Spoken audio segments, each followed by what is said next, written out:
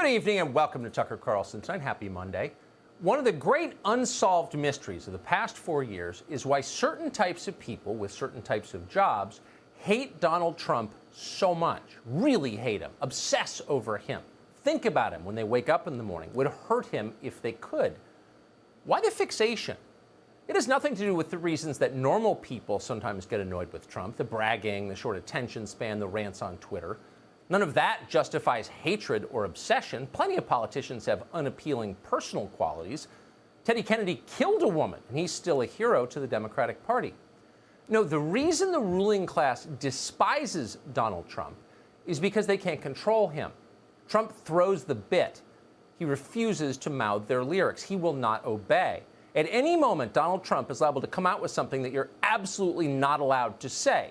Borders make countries, for example. China is our enemy. Whoopi Goldberg isn't that funny.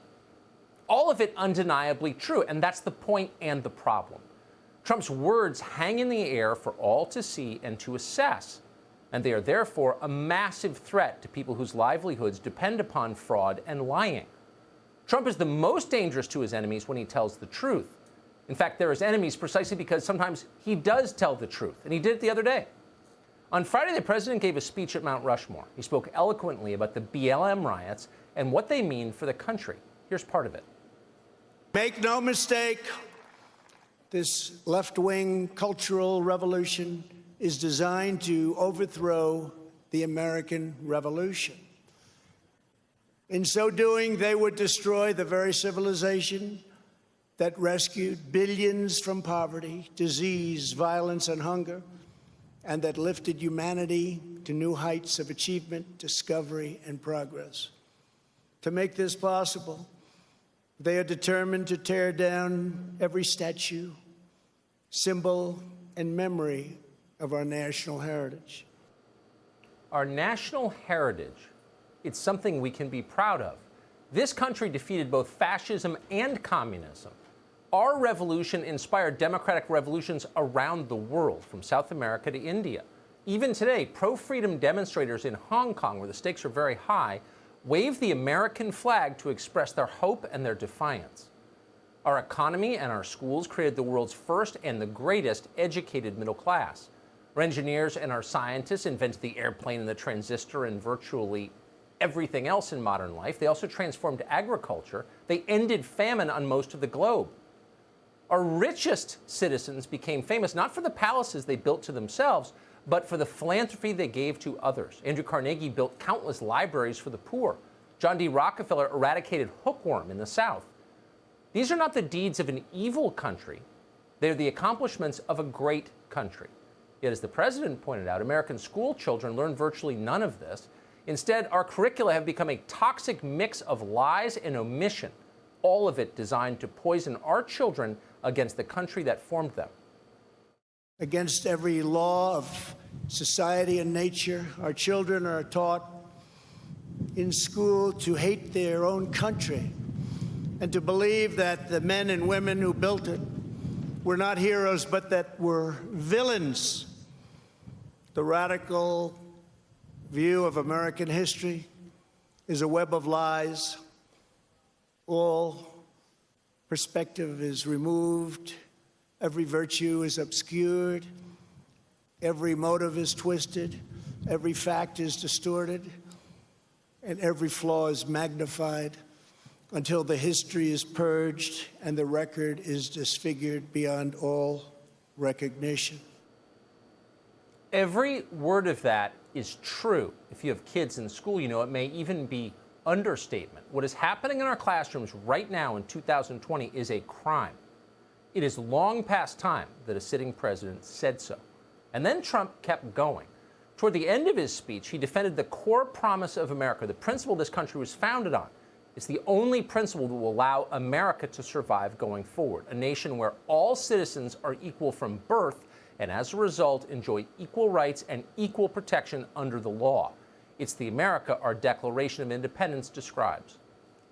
We believe in equal opportunity, equal justice, and equal treatment for citizens of every race, background, religion, and creed, every child of every color, born and unborn, is made in the holy image of God. We want free and open debate, not speech codes and cancel culture. We embrace tolerance, not prejudice. We support the courageous men and women of law enforcement. We will never abolish our police or our great Second Amendment, which gives us the right to keep and bear arms. We believe that our children should be taught to love their country, honor their history, and respect our great American flag.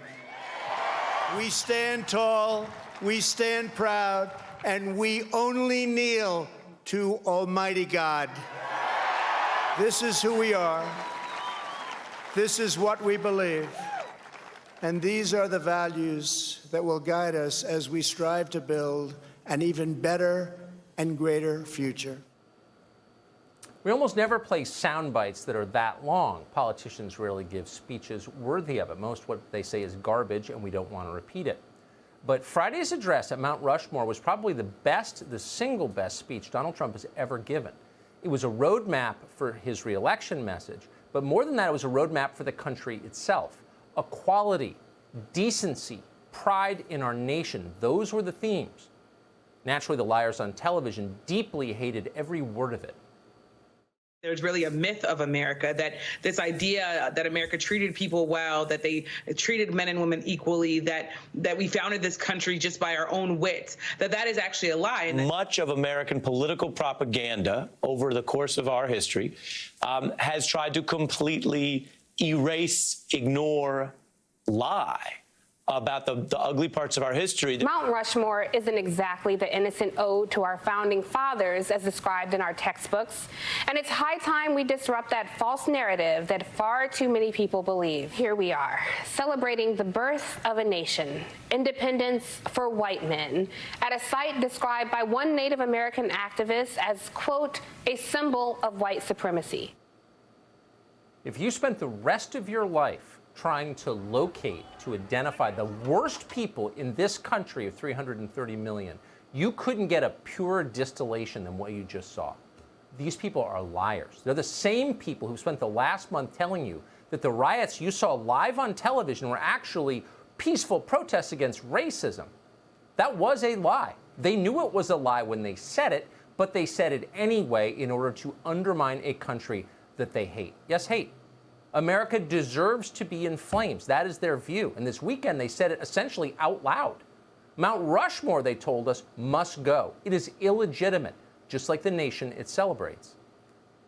President Trump will be at Mount Rushmore, where he'll be standing in front of a monument of two slave owners and on land wrestled away from Native Americans. With these founding fathers, with these monuments that we don't want to forget, what do we do with them? Maybe they don't stand in the town square, but should they stand anywhere? Should we demolish them? It's been polluted. It's been desecrated by putting these slave-owning, racist, horrible, horrible white men in 60-foot statues on this wall. When you look at this place, this land, the Black Hills, the history is a dark one. But it's not just the land that has been stolen in a place like Mount Rushmore in the Black Hills. It's the theft of history, the theft of the narrative. It's worth reminding folks that the man who carved the monument behind me had deep ties to the KKK. The mother of all photo ops, Mount Rushmore. And we know why this president just can't resist going there. So Mount Rushmore is now a symbol of evil, just like your nation. Where's this all going? As writer Matt Taibbi put it, quote, CNN even put independence in quotes when describing the holiday.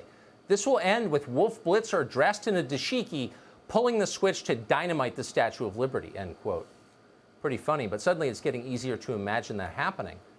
On the morning of July 4th, the Washington Post summarized the president's speech, the one clips of which we just played, this way, quote, President Trump's unyielding push to preserve Confederate symbols and the legacy of white domination, crystallized by his harsh denunciation of the racial justice movement Friday night at Mount Rushmore, has unnerved Republicans who have long enabled him. For real. That was not an opinion piece, by the way, on the op-ed page. It was a news story written by two Washington Post reporters. They described the president's defense of equality under the law as, quote, Trump's push to amplify racism. Jeff Bezos' newspaper. Local politicians joined the chorus. The mayor of Nashville canceled the city's 4th of July fireworks, but allowed BLM protests to continue unimpeded. In Richmond, city officials ordered a construction site to remove an American flag. It was too provocative, they said. Meanwhile, the statue of mass murderer Vladimir Lenin stands totally unmolested in the city of Seattle tonight. Officials there see nothing provocative about it. So where's Joe Biden on all of this as the revolution continues apace? Biden is supposed to be a moderate, remember? That was his chief appeal. But there was nothing moderate about Biden's 4th of July statement. Instead, it was a full-throated attack on the United States. Our country was founded on an idea. We hold these truths to be self-evident, that all men are created equal. We've never lived up to it. Jefferson himself didn't. He held slaves. Women were excluded. American history is no fairy tale. It's been a constant push and pull between the two parts of our character. The idea that all men and women, all people are created equal, and the racism that has torn us apart. We have a chance to rip the roots of systemic racism out of this country. That's your 4th of July message? Systemic racism? Something you can't even define, that has no real definition? Really? Wagging your finger in the face of the nation that promoted someone as mediocre as you to the position you currently hold? This is the man who could soon be our figurehead. But how about the actual presidential candidate, whoever Biden picks as his VP running mate? Senator Tammy Duckworth of Illinois is a top contender for the job. You're not supposed to criticize Tammy Duckworth in any way because she once served in the military. Most people just ignore her. But when Duckworth does speak in public, you're reminded what a deeply silly and unimpressive person she is. Here's Tammy Duckworth from over the weekend telling us it's time to get rid of George Washington. I know that you support changing the name of military bases named after Confederate leaders, but there are leaders like George Washington and Thomas Jefferson who were slave owners, and some people are demanding that their monuments come down too. So in your view, where does it end? Should statues, for example, of George Washington come down? Well, let me just say that we should start off by having a national dialogue on it at some point. A national dialogue, please. They're not looking for any kind of a colloquy. What they want is a soliloquy. We speak, you shut up and listen. So what to make of all of this? Well, it's long been considered out of bounds to question a person's patriotism. It's a very strong charge, and we try not ever to make it. But in the face of all of this, the conclusion can't be avoided. These people actually hate America. There's no longer a question about that.